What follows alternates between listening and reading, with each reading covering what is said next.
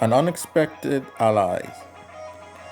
As UV and his forces looked on at the night sky, the portals got bigger, and massive battleships were appeared and began to attack the capital city. UV, Randall, and Indy ran for the basement for cover. During their escape to the underground, the roof fell and separated Indy from the rest of them. My love, no! Cried UV bitterly. Just then, Indy's bodyguard, Sia, who is 26, appeared by her lady's side. Don't worry, my lord, Docdoron. I'll keep her safe, Sia said. Good, thank you, Sia, replied Randall, as he and UV went west. Sia was a descendant of the famed Wanadon and was a very capable fighter. As the two men went west, they were greeted by Kichu troops who had broken through. So both UV and Randall took out their spear and blades, respectively, and went through them. As they did, Randall said to UV, "This reminds me of the time in the other life that you and I had to fight the stone warriors who invaded us." UV then said, as he brushed away his foes, "Yeah, but this time we're dealing with Kenchuru thugs instead of Sudi troops." Then the two men made it outside, and they saw their beautiful city turned into an instant battlefield. They then met up with Ren, who was one of Yuri's advisors and the head of the tank division of the Empire. He was 39. "My lords, thank heavens you're safe. What is the situation on the ground, Ren?" "My lord, Doctor, the enemy's attack is strong, and the city's population managed to retreat underground. Our heel forces in their galaxies have reported that they have been routed by the enemy." "Damn!" "Yes, Randall. Garvin, the healer knight, isn't taking the news of that too well. He is in the front lines fighting recklessly. I'll go and stop him.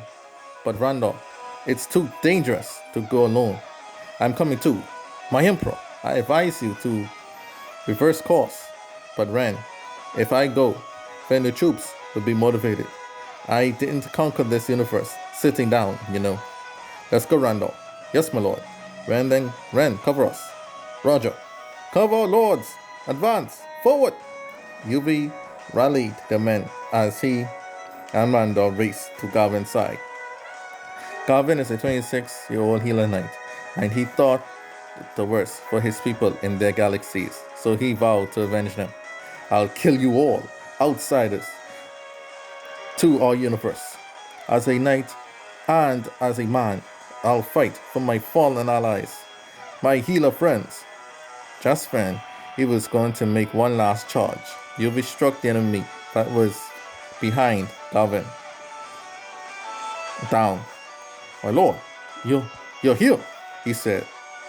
"It is not time for you to die here, Garvin. Although I don't know how long we can withstand this assault. But you see, it is the brilliant mind of Noma Albino that planned this invasion. Her and her mother, Nu Albino, were in a command ship that floated over the city. She mocked the Docdoron forces as weak and that they should just surrender. Coca, Inga, Doros, Miss S, Bordeaux, and Zipper then appeared before UV, Garvin, and Randall.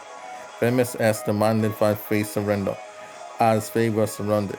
Before UV could go and respond to her, Monta came flying on his hovercraft, leading a fresh army that none of them had ever seen before.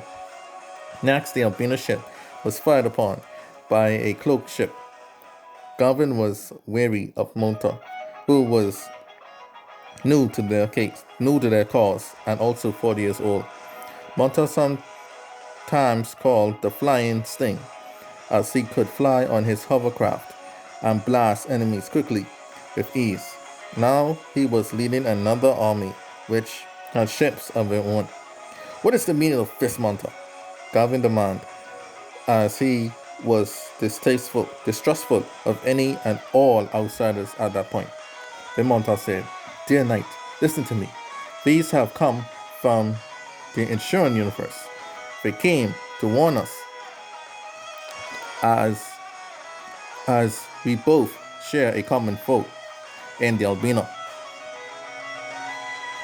Lord Docdoron, let us fight together against them.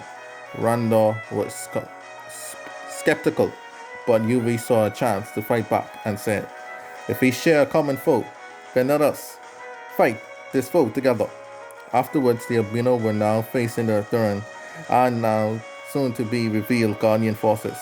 Norma then cried out as the ship was still being fired on. Blast it! Another universe forces are here? We thought that no one else was aware of other universes but us. Lastly, as the albino officers were being pushed back by the Madonian insurance allies, Norma called it quits and ordered an withdrawal. It seems that our invasion of Docdoron would take much longer than we would have hoped. Fall back! With that, the enemy withdrew, and now the question is just who and why the insurance are here in Docdoron.